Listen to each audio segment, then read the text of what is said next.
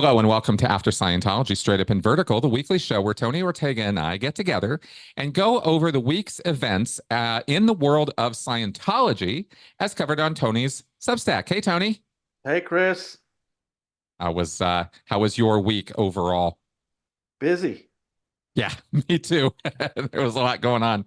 And we have some things to go over. Now, I am going to start with the one that actually kind of gives me kind of the most satisfaction, really, in all of this longer term.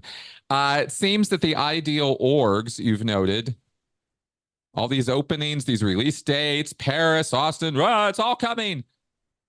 What's happening? At this point, it's just gotten, I start to wonder if Dave and things are worse off than we realize. I mean, a year ago, David Miscavige was saying that these four ideal orgs were coming. They were ready a year ago. They are still sitting there unopened. Now, in November and December, he made it very clear he was going to open the Paris ideal org in January and have the other three open by the end of February in Austin, Chicago, and a second one in Mexico City that they call Del Valle.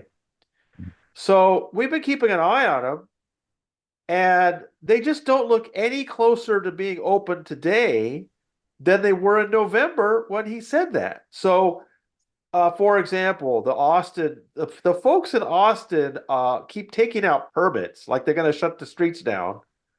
The latest one is set for February 24th. But I've had a reader go by, take photos every once in a while, and there have been some very slight cosmetic changes to the exterior of the building. But inside, you can see nothing's happening. They haven't been taking down the plastic. They haven't been, it just doesn't look like it's any closer. I don't think it's going to happen February 24th, but we'll see. Hmm. Paris was supposed to go first. We still, Alex Barnes Ross has been keeping an eye on that for us, and he said that he keeps seeing announcements about getting the central files finished, getting the staff hired.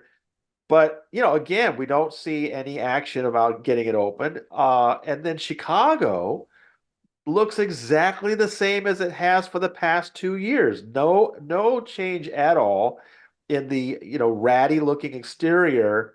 It's all inside. I'm sure it's all pristine, ready to go, but it's got this plastic on it and stuff. So I don't know, Chris. It's kind of weird because David Miscavige generated so much excitement from these people. This is it. Here we go. We're expanding again. We're back on track. And I guess he just feels like he doesn't really have to do that if he doesn't feel like it. So what's holding him up? I'm not sure. But it is. So then you start to wonder: is this just that Dave's got some issue about public appearances, or you and I both hear things about staffing levels and stuff like that. Right. Uh, my personal feeling is that if David Miscavige wants an ideal org open, he's going to get it open.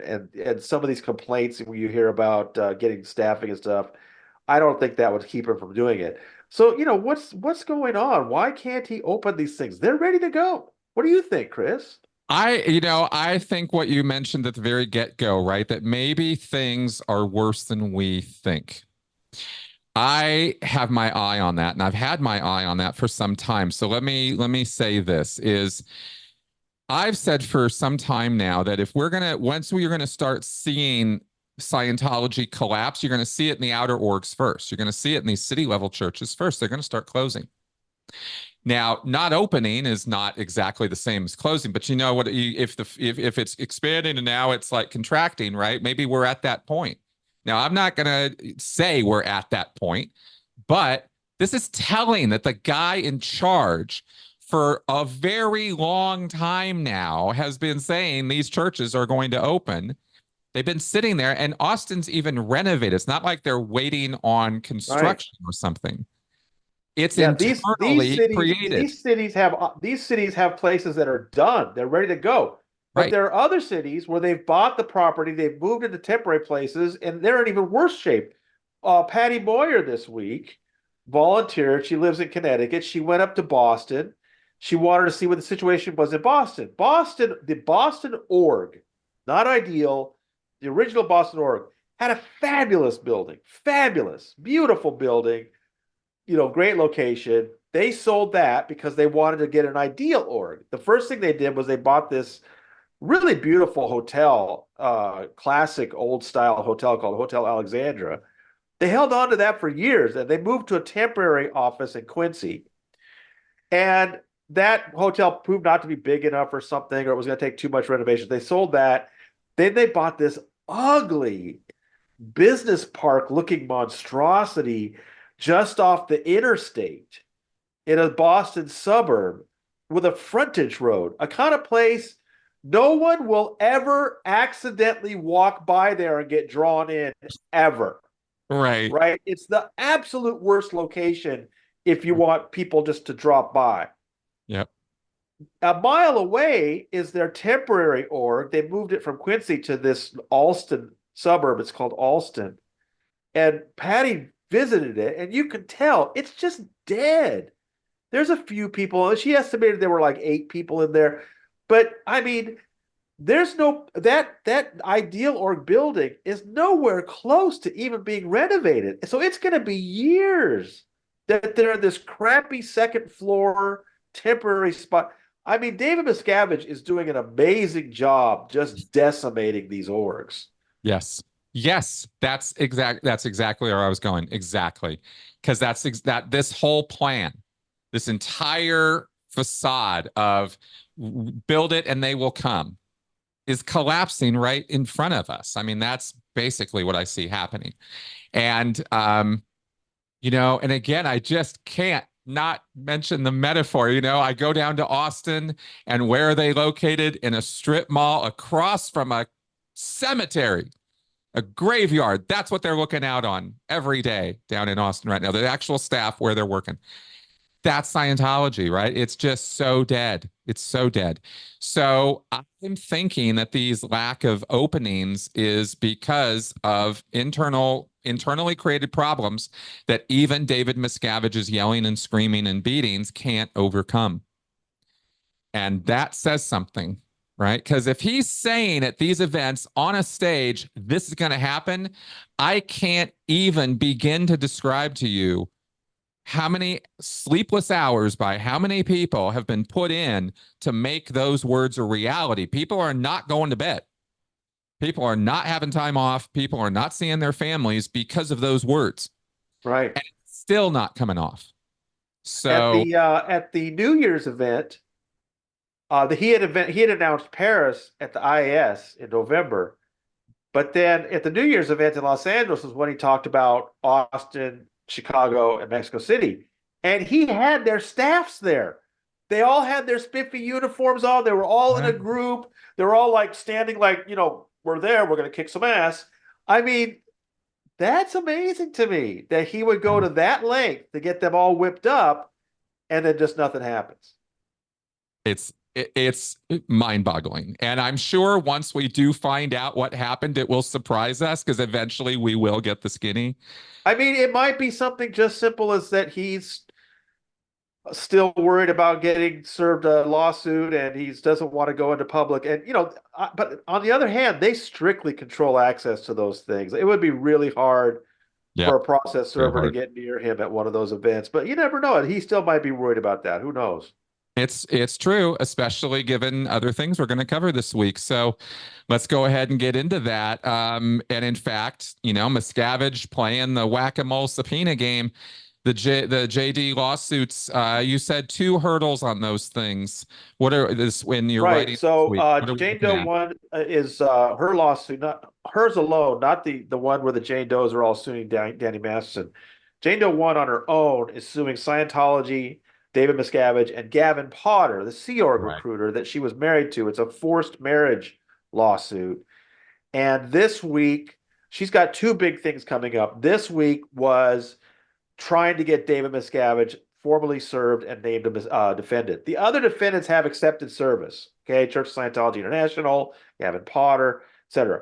But, David Miscavige loves to play this game where you can go to the places that are basically his official, there's no question. He's chairman of the board of RTC. Okay, go to the RTC office and give somebody the papers. No, Nope, you gave it to a janitor. That doesn't count. I mean, they just play all these games and hope. And so, and what's also interesting is that the attorneys working on that are also the attorneys and the same process servers that Leah's using. In fact, they've turned in the same reports. So it was, but Jane Doe 1 got to go first. So this has implications for Leah too. So it's very interesting on Tuesday. And I don't know, Chris, after what happened in Tampa last year, where a judge did decide that David Miscavige was playing games and evading and named him a defendant, I was looking forward to finally an LA Superior Court judge doing the same, but he Yeah. didn't. He said, no, you haven't met the statute requirements. You got to keep trying. Believe that crap? Believe that? Like, wasn't it over $10,000 they've They've spent spent over on this? $10,000 sending process servers here, there, and everywhere, looking through databases for information, doing record searches, mailing things here, there, and everywhere, basically doing as much as the team in Florida did that were successful. But this LA Superior Court judge says, no, you just haven't met the requirements of the law. Keep trying. But I want to make it clear the other defendants have accepted service. This lawsuit is happening. It's Mhm. just that Miscavige is still being slippery. And Mhm. it's just kind of outrageous that this LA judge, who has to know this is game playing by a wealthy, scumbag, is getting away with it. So Right. I don't know. That's going to be a pain for them. The other thing that she's facing this coming week, Chris, is really going to be big Mhm. because uh, in that case, in the Jane Doe 1 forced marriage case, this coming week is when the issue of arbitration comes to the hearing. And, we just dread this because these judges, they keep agreeing with Scientology that a contract is a contract and force these lawsuits out of court. So Yeah. in Jane Doe 1's case, Scientology did dig up a 2002 contract she signed at Flag that has the dreaded arbitration clause. However, she has argued that she wasn't there to get services. She was there with her friend Lisa Marie Presley. They were hanging out. She wanted to spend some time with her mom there. She was not getting courses. They forced her finally to sign this thing simply because you can't be here without being on contract. And she not only was she say she was forced to and it was under duress, but nobody from Scientology countersigned it. There is no signature from anybody from Scientology. So the last few weeks, Jane Doe 1 had the court gave her the right to do some limited discovery, and they found even more documents, also bolstering that she was there just to spend time, and there are no counter signatures. So that's coming to a head this Friday. And again, I just dread these things because what we've been through with the Garcias, with Valerie Haney, with the Bixler case initially, with the Valeska Paris lawsuit. These judges they just get, I don't know, bamboozled by this Scientology strategy of Yep. forcing things into religious arbitration. So Right. that's coming in her case this week. It's really sad to me. And when we've discussed this, that the path of least resistance for the judges and for the system seems to be contract law. You signed it. I don't have to think about this anymore. Off it goes. And it seems to me that that seems to be the flavor and attitude of it, because even the guy in Florida was like, look, my hands are tied. Yeah. Right. Like, I'm sorry. There's And literally, again, you know, you and I and everybody else, we sign arbitration contracts all the time. Anytime you have a roof fixed, anytime you go to the dentist, anytime you have your car repaired, they ask you to sign a little waiver. And in the fine print, it will say, if there's a problem, you can't sue us, we'll go to arbitration. yep. And that's okay most of the time because in that kind of independent arbitration, a retired judge is selected by both sides. Yep. He's impartial, and both sides get heard. And your chances of winning, the damages you want is, based on what that retired judge has to say. Now, the company likes it because it's all quiet. It's behind closed doors. All right. So that's why they want it, but they know that they could lose because it's independent arbitration. They don't control it. But what's so sickening is that these judges kind of think this is the same thing. Well, you signed a contract, got to go to arbitration, but it's not our independent arbitration. It's a panel of Scientologists in good standing. It's basically run by the IJC, as we saw in the cases of both the Garcias and Valerie Haney. The IJC is making decisions about how it runs, what evidence is used. It's a star chamber. It is a kangaroo court. It is garbage. And I can't believe these judges can't say, well, this is not independent. It's a different thing, and a contract is not a contract. But time and again, they have found that way. So that's coming this Friday for Jane Doe 1, and we just hope that the severity of what she's alleging and the garbage, this garbage contract they found that she signed, hopefully this judge will see that it just doesn't make sense to force it into arbitration. I would really love to see that. I expect hope for the best, expect the worst sort of thing is my attitude at this point about this. But I will say Valerie Haney specifically is documenting what's happening during her arbitration in an effort to make the case. Because the thing that I've been told by lawyers, just so everybody's kind of understanding what's going on here, is yes, there are judges who are being lazy here. I will absolutely say that. At the same time, you have to prove to them that this Scientology brand of religious arbitration is different before they're going to think that way. And that's thankfully what she is putting together in trying to make that case. And hopefully, right. Yeah, that can happen. Yeah. this is one of those things about it is with the Garcias and with Valerie. Those are the only two that have ever happened, by the way. Yep. Court ordered arbitrations. Yep. They don't allow a court reporter. They don't allow you to bring an attorney. You can't even bring your smartphone in. They don't want any record that a judge can then look at. Yep. So what Valerie's doing, and I wrote about this for the Daily Beast, is that she's coming out at the end of each of the days of arbitration and immediately sitting down with their attorneys and making a sworn statement about what happened. Yep. And they're hoping that this will show the judge that the whole thing is a farce. But the Garcias wrote up a pretty complete description of what happened to them and gave it to their judge, Judge Whittemore, and he said, "No, I'll accept the result."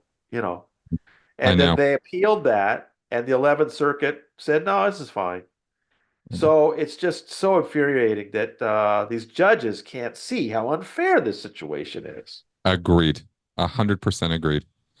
I wish I could understand more about why. I wish I could. All I can do is slap a label on it and be very upset about it because it's upsetting. Okay, moving on here in terms of our stories covered this week. Leah's lawsuit, RTC being in Leah's lawsuit. There was hearing, there was discussion, there were delays in reporting. What was this all about this week? Yeah, I like Judge Hammock. I went out there to LA and saw him in action. I like the way he kind of approaches things from a common sense point of view.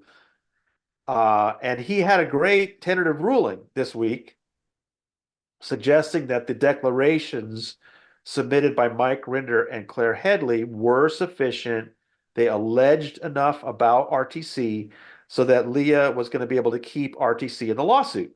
Yep. So that looked great. And so the hearing then, again, he made a tentative ruling saying that, and also continued to deal with some of the defamation claims.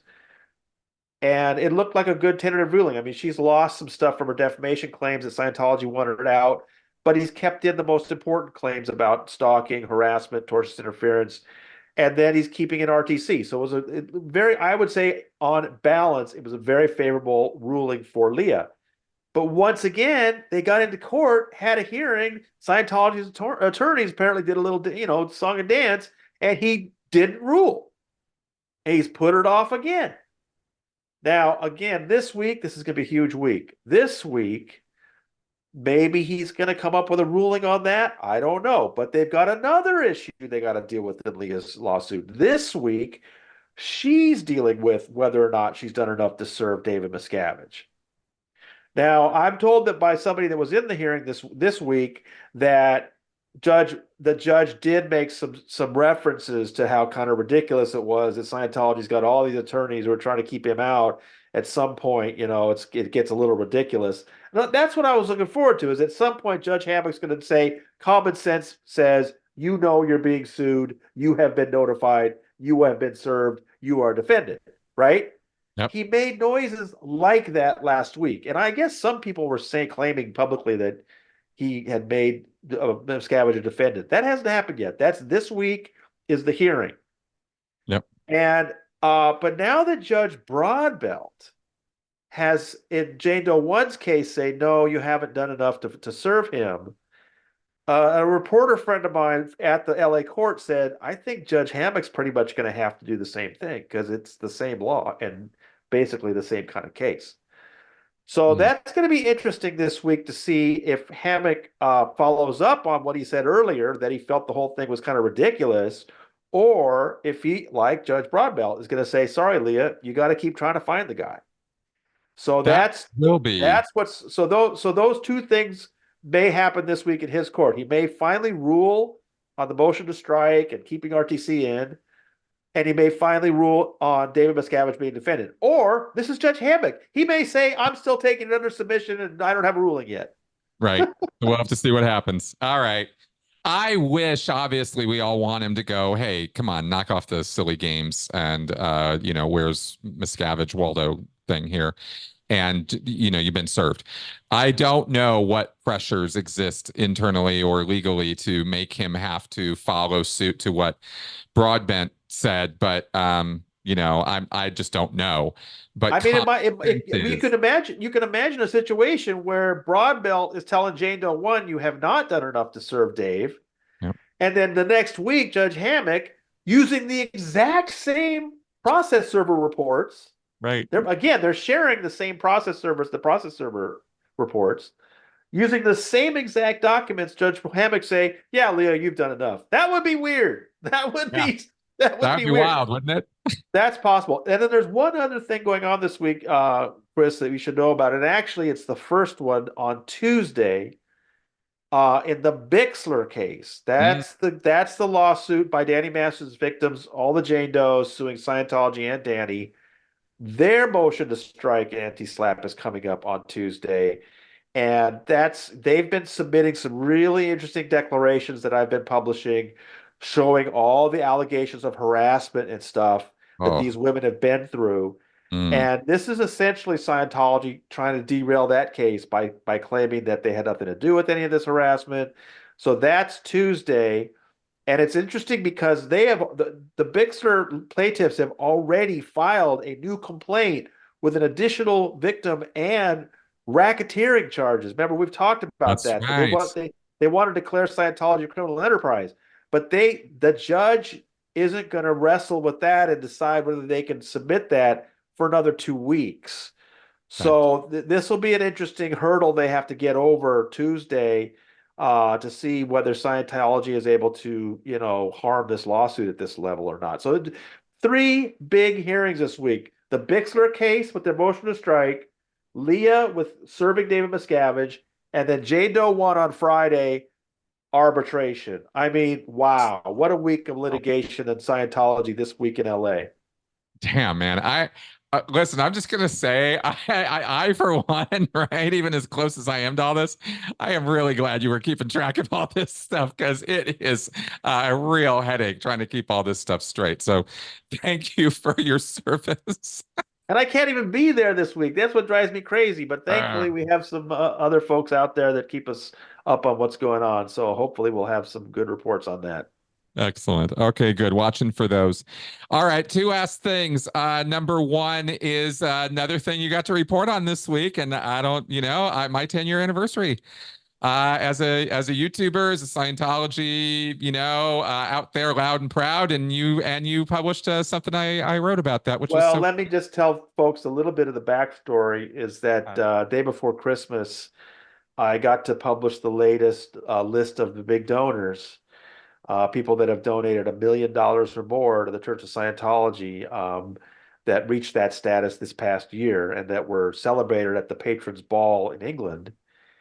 and you sent me an email with a picture of one of those families and said, "I fell in love with this woman." I was like, "What?" Yep. Yep. That And was the so we one. started talking about it, and then I said, I don't know how much you want to get into your private life, but this is a great story. And you said you were interested, but that you wanted to wait until your 10-year anniversary. So I think it all came together really well, where you talked about, kind of a difficult time you were going through then and how it helped you get out of Scientology. And then, I think we all marvel at how quickly you came out of Scientology and we're talking about it. So much, most people, it takes a few years to get their footing and figure things out. Then they go start talking. But right away you did, and you've done amazing work. And I'm just really glad we got to celebrate that on the bunker. Awesome. Well, thank you. Thank you very much. And I could not think of, I'm just, I couldn't think of a more appropriate place to celebrate it, to be honest, because, um, your work was the first thing that I saw on the internet that broke through. I saw a lot of stuff on the internet, but your stuff was the first thing that I went, wait a minute, what was that? What do you mean there's blue asbestos on the ship? I'll never forget it. I remember that story to this day. Okay, so awesome. Thank you for that. And then of course also, by the way, just a shameless self-promotion on this channel, I did a live stream that day. You could go check it out and you get the entire story, including documents I never even showed until 10 years. So enjoy that. And finally, Super Bowl Sunday, Super Bowl ad. Yeah, so this is they've done different things over the years, but the last few years I've become, accustomed to, they post it at midnight just as Super Sunday begins. And so I was ready. I was totally ready. I just like last year. And I had because I know I like to put together a post where I not only show you the new ad, but then show all the previous ads. Yeah. And I think it's been like 11 years in a row. It's 12. I don't know what's wrong with my math. 20, because you got to count 2013 to 2024. And it's actually 12 straight years they've done this. And every time it happens, every time when the ad shows up, people lose their minds. They can't believe that Scientology has an ad. It's like you'd think they'd be used to it after 12 years. But 11 years. But the it's important. One important, and then the other thing I hear from people all the time, it's like 7 million for a 30-second commercial this year in the Super Bowl. How can Scientology pay 7 million? They don't.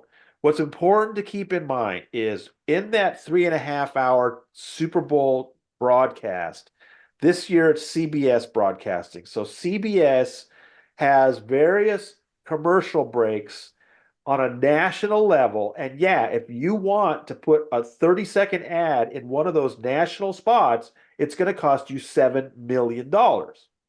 And of course, they book them like months ahead of time. And so 3 weeks ago, you could go to this one website and watch them all. Okay, there's no secret. Everybody knows what ads are coming. Of course, those of us who are just casual fans, we watch Super Bowl. We are surprised at what ads show. But believe me, in the advertising world, there's no secret as to what those ads are. And you will not find Scientology's ad on that list because they don't advertise on those national spots. In that 3.5 hour broadcast, there's like two or three that the network sets aside for the local affiliate. Mm-hmm. So if you're in, Houston and there's a Houston CBS station, they get to sell that spot to a local car dealer or restaurant and charge them up, not $7 million, but charge them more than usual. Yeah. That's what Scientology buys. So they will, and the one spot that you can usually rely on is after halftime, just as the third quarter is about to begin, there's a local spot. And that's the one Scientology tends to buy. But I also hear from people that they'll see it in the pregame show and in some other parts of the game. But that's the most, if you want to just watch one part of the game to watch the Scientology ad, go watch Usher in the halftime show. And then right as the third quarter starts. Of course, this is coming out after the game, and Right. We'll see what people say. But That's the true. important thing is that Scientology only buys those in certain cities. And that's what's kind of fun on Twitter to see where people are going, oh my God, a Scientology ad, are you crazy? And then I'll ask them where they are. And it's like DC and New York and LA. And last year it was in Denver or it was in Chicago, but not other cities. People Yeah, I'll hear from people in Dallas and say, I didn't see it this year. They only buy it in certain spots. So they're not paying $7 million for a 30-second ad. I had one person that's very familiar with the advertising world, and they told me maybe they spend about $1 million. I mean, it's still a lot of money. It's still a lot of money, but not what people think it is. So exactly. anyway, it's the usual thing. It's just like the mystery sandwich. It's like, come, what is Scientology? Maybe it's time for you to find out. Of course, they're not going to tell you anything about what it really is. Now they show you clips of a little e-meter needle moving around, and they don't even. I remember years ago they were kind of like science, religion, Yeah. Scientology, right? They were Right. doing all these little Well, and things. also a couple of years ago, they were doing more effects. They were Yeah, showing, shots from the space station. They were showing like rocks levitating. This year is just people kind of looking at the org and that's walking right. in, and That's I right. don't know. It seems really kind of less interesting this year.